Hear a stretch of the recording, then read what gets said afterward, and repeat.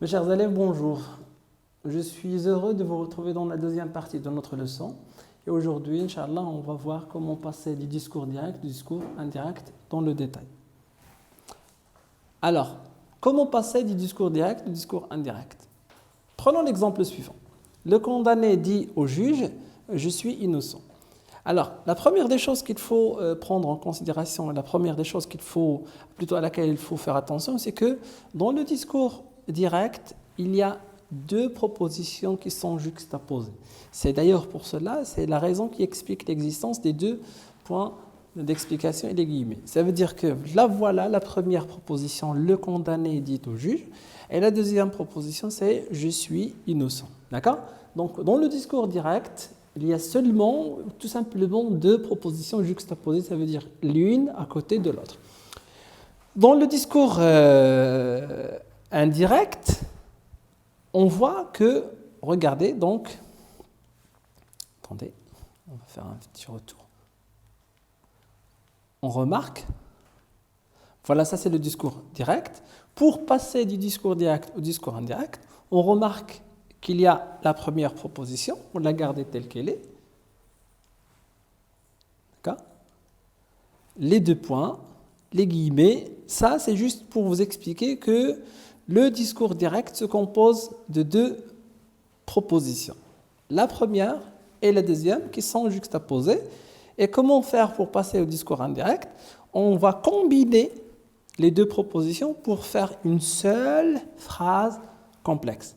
Mais c'est justement là où réside le problème, c'est qu'un certain nombre d'élèves éprouvent pas mal de difficultés à réussir cette transposition, cette transition du discours direct au discours indirect. C'est ce qu'on va voir aujourd'hui, Inch'Allah, ensemble. D'accord? Alors, comment passer du discours direct au discours indirect? C'est ce qu'on va voir. Alors, il y a un certain nombre d'étapes à respecter. Premièrement, il faut être capable de repérer, identifier et distinguer la proposition principale et la proposition subordonnée. D'accord? Fait un retour en arrière. Comme vous le voyez ici, le condamné dit au juge, ça c'est la première proposition, je suis innocent, c'est la deuxième proposition. Dans le discours indirect, le condamné dit au juge qu'il est innocent. Donc, la première proposition qui se trouve à l'extérieur des guillemets devient la proposition principale.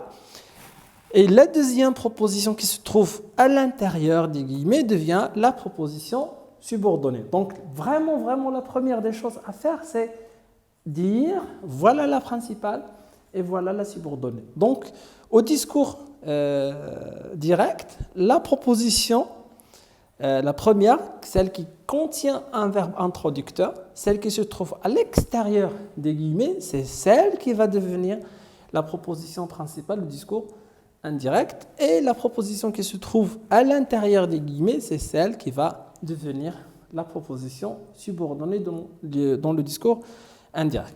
Donc, premièrement, il faut savoir identifier, séparer, distinguer entre la principale et la subordonnée. Deuxième étape, c'est repérer le verbe introducteur et identifier son temps de conjugaison. Alors là, c'est très important. Alors, le condamné dit au juge, voilà la principale, d'accord? Le verbe introducteur, c'est le verbe de la principale. Le voilà, c'est dit, d'accord? C'est pour cela que je l'ai mis ici en couleur. Et il est conjugué à quel temps? Il est conjugué au présent. Donc, je rappelle, première étape, c'est faire la distinction entre la principale et la subordonnée. Deuxième étape, c'est trouver le verbe introducteur, ça veut dire le verbe de la proposition principale, et indiquer son temps. D'accord? Vraiment, si je ne suis pas capable de faire ces deux étapes, ces deux choses, ça veut dire la distinction entre la principale et la subordonnée, et si je ne suis pas capable d'identifier le verbe introducteur, ça veut dire le verbe, souvent c'est un verbe de parole, de la proposition principale et d'indiquer son temps, vraiment ce sera très difficile de faire la suite de l'exercice. Après, voilà le verbe de la subordonnée. Donc ici, le verbe de la principale, c'est le verbe introducteur, il est au présent. Et ici, c'est le verbe de la subordonnée, il est également au présent. Alors, troisième étape, c'est faire attention au type de phrase. Alors pourquoi il faut faire attention au type de phrase? Parce que tout simplement, les types de phrases, c'est très important pour réussir le passage ou la transposition au discours indirect. Avec les phrases, quand je dis qu'il faut faire attention aux propositions, au type de phrase, je parle de la proposition subordonnée, bien sûr. Avec la phrase déclarative, on met la conjonction de subordination que, d'accord? Avec les phrases interrogatives, on fait soit si, soit un mot interrogatif, c'est ce qu'on va voir plus tard. Et avec la phrase impérative, on met l'infinitif. Alors, on continue.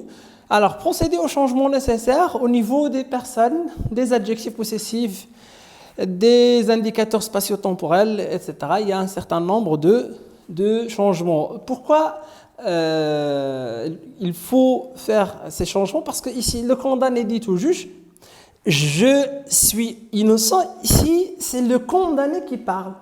Et quand je veux rapporter les propos du condamné à ma façon, dans mes propres mots, il faut que j'indique, il faut que celui qui va recevoir mon message, puisse comprendre que ce ne sont pas mes paroles, mais que ce sont bel et bien les paroles du condamné. Le condamné dit au juge « je suis innocent », c'est le condamné qui parle. Mais quand moi je veux rapporter les propos du condamné, moi et le condamné, nous ne formons pas la même personne. Ça veut dire le condamné, c'est une autre personne, donc c'est un autre personnage. D'accord? Alors, ça remplace le narrateur. Or, moi, je ne suis pas le narrateur, je ne suis pas le condamné. Donc, c'est pour ça que je vais dire, le condamné dit au juge qu'il est innocent. Donc, d'accord? Il est, hein, c'est la transposition de je suis au discours indirect. Alors, les types de phrases. Alors, avec la phrase déclarative, ça veut dire ici, quand vous avez une proposition ou alors une phrase déclarative, qu'est-ce que vous allez mettre? Vous allez tout simplement mettre la conjonction de subordination que. Alors, avec la phrase déclarative, on utilise la conjonction de subordination que. Avec la phrase impérative, on utilise l'infinitif précédé de la préposition de, ou on peut utiliser le subjonctif. Je vais vous expliquer ça plus tard lorsqu'on va passer à l'exercice d'application. Alors, l'interrogation. Lorsque vous avez une phrase interrogative, il y a deux cas, deux possibilités. Par exemple, je vais vous donner juste un exemple rapide comme ça, d'accord? Le juge dit au condamné, est-ce que vous avez quelque chose à dire? Est-ce que vous avez quelque chose à dire? Alors, on remarque que le type de phrase ici, quand je parle de la subordonnée, c'est une phrase interrogative.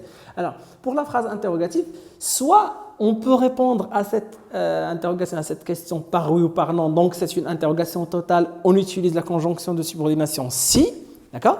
Soit parfois on se trouve avec des questions où c'est impossible, c'est vraiment impossible de répondre par oui ou par non. Par exemple, un deuxième exemple, le journaliste demande à la star « Combien avez-vous de voitures ?» Et dans ce cas, on constate que la réponse à cette question, c'est tout simplement impossible de répondre par oui ou par non. « Combien avez-vous de voitures ?» Je ne peux pas répondre « oui » parce que la réponse n'aura aucun sens. Mais je peux dire « j'ai une voiture, j'ai deux, j'ai trois, etc. » Donc, si vous pouvez répondre, imaginez que la question, d'accord ? Imaginez que la question vous est adressée personnellement, essayez de répondre à cette question. Si vous pouvez répondre par oui ou par non, mettez si. Si vous ne pouvez pas répondre par oui ou par si, alors dans ce cas, vous devez réutiliser le mot interrogatif qui a servi à poser la question. Ça veut dire, le journaliste demande à la star « Combien avez-vous de voitures ?» Combien, c'est le mot qui a servi à poser la question. Donc je dis, le journaliste demande à la star combien de voitures elle avait. D'accord? Elle a, parce que le verbe introducteur est au présent. D'accord? Alors, les concordances de temps. Quand le verbe introducteur est au présent, quand je parle du verbe introducteur, le voilà, c'est ça le verbe introducteur. Quand vous avez un verbe introducteur au présent, le temps du verbe de la subordonnée ne change pas. Ici, c'est le présent. Ici, c'est le présent. On va passer au discours indirect. Ça, c'est le présent. Ça, c'est le présent. Donc, le temps, quand le verbe introducteur est au présent ou au futur, le temps du verbe de la subordonnée ne change pas.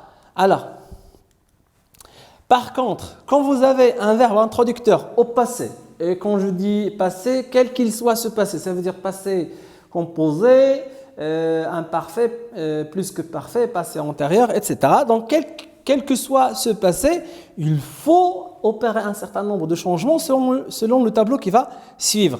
Alors, il faut faire attention à une chose. Ce tableau n'est valable que lorsque le verbe introducteur est au passé. Vérifiez avant d'appliquer ce tableau sur le... D'ailleurs, ce tableau s'applique uniquement, on l'applique sur le verbe de la subordonnée. Et ce tableau n'est valable que lorsque le verbe introducteur est au passé. Je répète, quand le verbe introducteur est au passé, vous devez appliquer ce tableau et l'appliquer sur le verbe de la proposition subordonnée. D'accord? Alors, le présent devient imparfait, l'imparfait reste imparfait, le passé composé devient plus que parfait, le futur simple devient conditionnel présent et l'impératif devient, donc on met 2 plus infinitif, on utilise le subjonctif. Alors on va essayer d'expliquer ça à travers un certain nombre d'exemples qu'on va voir maintenant, Inch'Allah, juste après. Alors, il y a aussi un certain nombre de changements qu'il faut prendre en considération, c'est les indicateurs de temps et de lieu. Aujourd'hui, ça devient ce jour-là, hier, ça devient la veille, demain, ça devient le lendemain, la semaine prochaine devient la semaine suivante, et ici, ça devient là ou là-bas. Alors, je prends un petit exemple, juste avant de passer à l'exercice, je prends un petit exemple, d'accord? Et prenons cet exemple, alors, pour expliquer en détail tout ce qui a précédé, d'accord? Exemple. Alors, je vais en fait prendre deux exemples. Le premier, dans la première phrase, je vais mettre mon verbe au présent, ça veut dire le verbe introducteur, je vais le mettre au présent. Et dans la deuxième phrase, dans le deuxième exemple, je vais mettre mon verbe introducteur au passé. Alors, dans la première phrase, je vais par exemple juste dire, voilà, le condamné, pour rester toujours en contexte, d'accord? Lier les exemples aux œuvres qu'on est en train d'étudier. Le condamné demande au juge ou déclare au juge, c'est mieux. Donc je vais chercher ma brosse. Très bien, donc le condamné déclare au juge, deux points, les marques du discours direct, les guillemets, d'accord? Je n'ai, par exemple, je n'ai rien fait de mal. Point, tout simplement, et les guillemets. Alors, avant de passer, ça c'est, bien sûr, c'est le discours direct, on va mettre des et des, d'accord? Discours direct. Avant de passer au discours indirect, il faudrait d'abord faire attention à une chose. Voilà, ça c'est la proposition numéro 1, c'est la principale. Ce sera la principale, le discours indirect. Et ça, c'est la proposition numéro 2, d'accord? Ça va constituer, donc, vous remarquez ici, mes élèves, que voilà, proposition 1, proposition 1, et ça c'est proposition 2. D'accord? Et on remarque que vraiment ils sont juxtaposés, ça veut dire l'une est à côté de l'autre, ça veut dire qu'il n'y a pas de lien de subordination entre les deux. D'accord? Alors, quand je veux passer au discours indirect, il faut que je prenne en considération les éléments qu'on a expliqués tout à l'heure. Ça veut dire que la phrase ou la proposition qui se trouve à l'extérieur des guillemets va devenir la principale. Alors, et généralement, ça ne change pas, je vais la réécrire telle qu'elle est. Donc, voilà, ça c'est le discours indirect. Donc, le condamné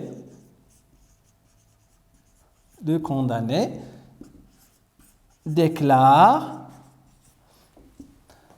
au juge. Très bien. Avant de continuer, je dois prendre en considération un certain nombre d'éléments. Le verbe introducteur, c'est le verbe déclarer. Il est ici conjugué au présent de l'indicatif. D'accord?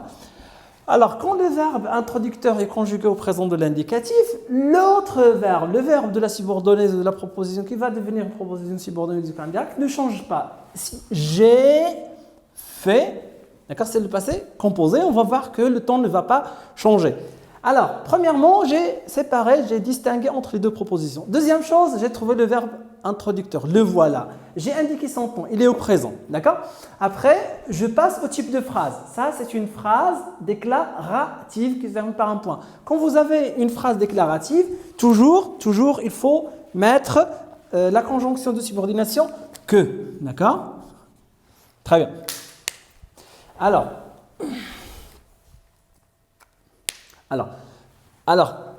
le condamné déclare au juge, je n'ai rien fait. Ici, ce n'est pas moi qui parle, c'est le narrateur qui parle, c'est le condamné plutôt qui parle. Donc, le condamné déclare au juge, je n'ai rien fait. Donc, si on veut changer, si on veut rapporter ses propos, ses paroles, c'est lui. Donc, on va mettre à la troisième personne, donc, qu'il, voilà, très bien. Alors, ici, c'est le passé composé.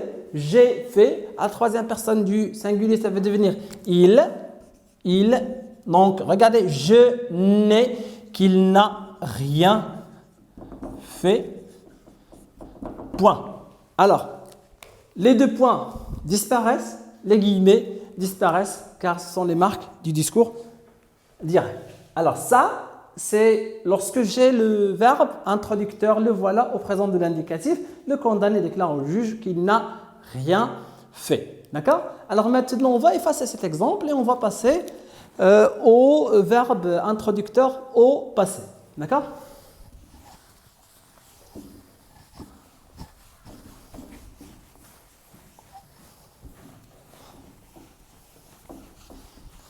Alors, on va toujours garder le même exemple et changer juste le temps de conjugaison. Donc, ici, donc, exemple 2, exemple numéro 2. Je vais essayer de garder la même phrase, comme ça la comparaison sera plus facile. Alors, donc, le condamné a dit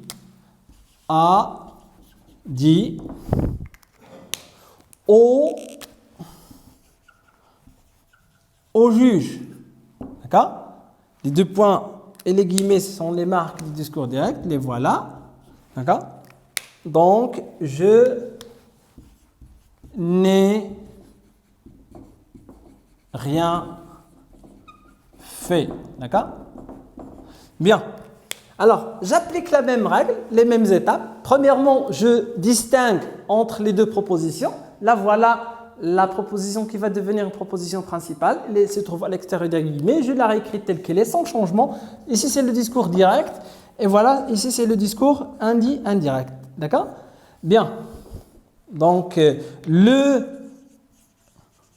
condamné a dit au juge. Le type de phrase, c'est une phrase déclarative. Donc, a dit au juge, je mets la conjonction de subordination que, je procède au changement de personne. Ici, c'est le condamné qui parle. Ici, c'est moi ou un autre qui rapporte les paroles du narrateur, du condamné. Donc, qu'il, très bien. Ici, c'est le passé composé. Voilà, j'ai fait, c'est le passé composé. Et si on revient un peu à notre tableau, vous allez remarquer, mes chers élèves, que voilà, que quand le verbe introducteur qui est ici, quand le verbe introducteur est au passé, donc le présent devient imparfait, l'imparfait reste imparfait, le passé composé devient plus que parfait, c'est notre cas. Alors, voilà le verbe introducteur, c'est le verbe dire, il est au passé composé, donc c'est un temps du passé, donc passé composé, c'est le passé. Donc, le tableau, je vais l'appliquer sur le verbe de la subordonnée. Alors, le temps ici, c'est le passé composé. Et qu'est-ce que le passé composé devient dans le discours indirect? Il devient plus que parfait. Alors qu'il n'avait, d'accord? Donc, n'avait rien fait. D'accord? Voilà. Et Vous devez savoir que tous les points d'interrogation et d'exclamation disparaissent du discours indirect pour laisser place à un seul point. Alors, si on passe à l'autre tableau, d'accord, ce sont les marques de temps. D'accord? Alors maintenant, on va passer à un exercice. Voilà, c'est un exercice d'application. Donc, transformer les phrases suivantes au discours indirect. Alors, première phrase, l'avocat répond au juge, je n'ai rien d'autre à ajouter. D'accord? Alors, première des choses qu'il faut faire, c'est bien sûr faire la distinction entre la principale et la subordonnée. La principale, la voilà. Le verbe introducteur, le voilà, répond. Il est au présent de l'indicatif, donc le verbe de la subordonnée ne va pas changer de temps. Alors, la réponse c'est quoi? C'est l'avocat répond au juge. Type de phrase déclarative. Je vais utiliser la conjonction de subordination que. L'avocat répond au juge qu'il. Ici, je n'ai rien d'autre à ajouter, c'est le verbe avoir au présent de l'indicatif, ça va rester le présent de l'indicatif. Donc le résultat de la transposition devient l'avocat répond au juge qu'il n'a rien d'autre à ajouter. Deuxième exemple, la nourrice demanda à Antigone, as-tu mal aujourd'hui? Alors, remarquez qu'il y a l'indicateur de temps aujourd'hui. Et si on fait un petit retour en arrière, on va remarquer que aujourd'hui, ça devient ce jour-là. Alors, revenons à notre exercice. La nourrice demanda à Antigone, as-tu mal aujourd'hui? Remarquez que voilà la principale, voilà la subordonnée. D'accord? Enfin, ils vont devenir principale et subordonnée dans le discours indirect. Mais pour dire simple, on va dire que ça, c'est la principale et ça, c'est la subordonnée. Remarquez également que le verbe introducteur, c'est le verbe demander au passé simple, demanda, puisque c'est un temps du passé. Donc le verbe de la subordonnée va subir les transformations qu'on avait indiquées tout à l'heure dans le tableau des concordances des temps. Donc la nourrice demande à Antigone, as-tu mal aujourd'hui? Donc je réécris la principale telle qu'elle est sans jamais changer quoi que ce soit. La nourrice demande à Antigone, as-tu mal? Tu as mal, c'est une interrogation inversée. As-tu mal, ça va devenir, d'accord? Alors, regardez, point d'interrogation. Point d'interrogation. Alors, j'imagine que cette question est adressée à moi personnellement. As-tu mal? Je peux dire je peux répondre soit par oui, soit par non. Donc, c'est une interrogation totale.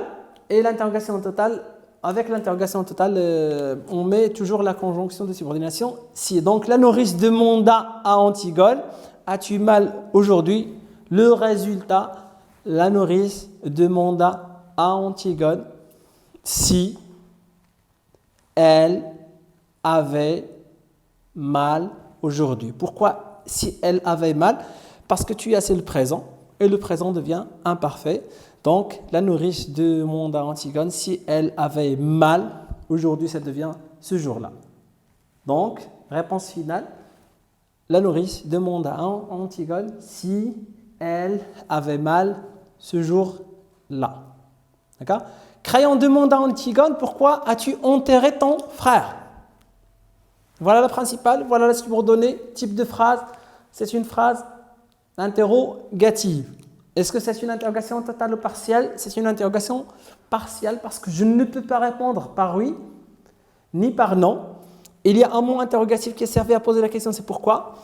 Réponse, crayon demande à Antigone. Vous remarquez que le verbe introducteur est au passé simple. Ça donne quoi?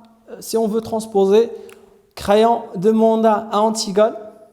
Principal, je l'ai réécrit. Pourquoi as-tu enterré ton frère? Ça devient quoi? Ça devient crayon demanda à Antigone. Pourquoi? Ici, as-tu? Tu as enterré. C'est le passé composé. Le passé composé devient plus que parfait. Ton frère, ça devient son frère. Donc, crayon demanda à Antigone. Pourquoi? Elle avait enterré son frère. Point. Je ne mets pas de point d'interrogation. Pour l'exemple suivant, le professeur ordonna à ses élèves, prenez vos manuels et ouvrez-les à la page 36. Première chose, le professeur ordonna à ses élèves, je comprends que le verbe introducteur, c'est le verbe ordonner. Il est au passé simple et c'est le verbe ordonner, ça veut dire ça sert à donner des ordres. Donc logiquement, la subordonnée va être une proposition subordonnée, mais le type de phrase, c'est une phrase impérative. Donc le professeur ordonna à ses élèves, type de phrase impérative. D'accord ? Pour la phrase impérative, il y a deux solutions. La première qui est très simple, c'est tout simplement de prendre les verbes et de les mettre à l'infinitif. Donc le professeur ordonna à ses élèves de prendre leur manuel et de les ouvrir à la page 36.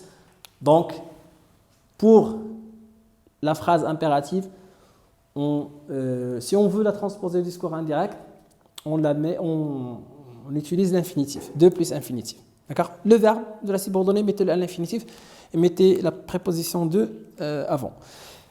Pour le deuxième cas possible, si vous voulez transposer, mais ça nécessite une maîtrise de conjugaison, c'est un peu plus difficile. Donc, il faut mettre le subjonctif. Donc, le professeur ordonne à ses élèves qu'ils prennent leur manuel et qu'ils les ouvrent à la page 36. D'accord ? Donc, pour le dernier exemple, c'est demain. Vous remarquez que la phrase, d'accord, commence par demain, c'est un indicateur de temps. Demain, nous irons à la plage. Vous voyez que j'ai changé la place des deux propositions. D'accord ?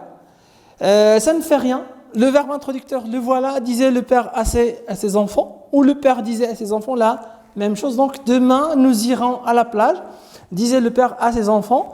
Donc, voilà, ça c'est le verbe introducteur. Disait, c'est l'imparfait.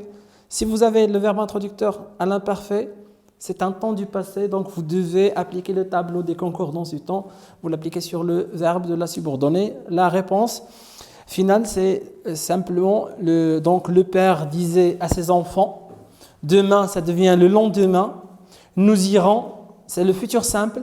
Et si on fait un retour en arrière, on va comprendre, on va voir que le futur simple devient conditionnel présent. Alors, le père disait à ses enfants, type de phrase déclarative, on met la conjonction de subordination que.